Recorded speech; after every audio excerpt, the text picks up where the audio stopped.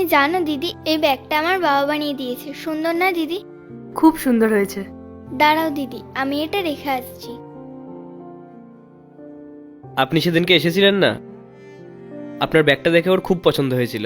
বাজারে গেছিলাম আমি ওর জন্য ব্যাগ কিনতে, কিন্তু ওখানে গিয়ে দেখলাম যে ব্যাগগুলোর দাম অনেক বেশি, ওই জন্য আর কিনে আনতে পারিনি। কিন্তু দেখুন, ওকে আমি প্লাস্টিকের বস্তা দিয়ে ব্যাগ বানিয়ে দিয়েছি, ও এটাতেই কত খুশি হয়ে গেছে। ভালোবেসে বানিয়েছেন না আপনি, এই জন্য। আর ওর ওই ব্যাগটা না আমার এই ব্যাগের থেকে অনেক বেশি দামি আর ভালো।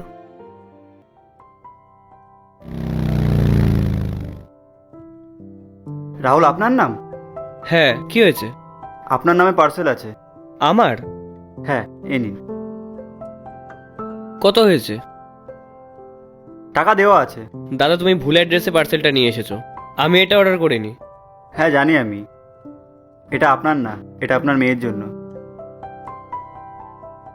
যেই ম্যাডাম এটা দিয়েছে উনি এটা বলতে বলেছেন, আর উনি এটাও বলেছেন যে উনি শহরের বাইরে যাবেন, তো এই পার্সেলের মধ্যে যা যা জিনিস আছে সব আপনার মেয়েকে দিয়ে দেবেন।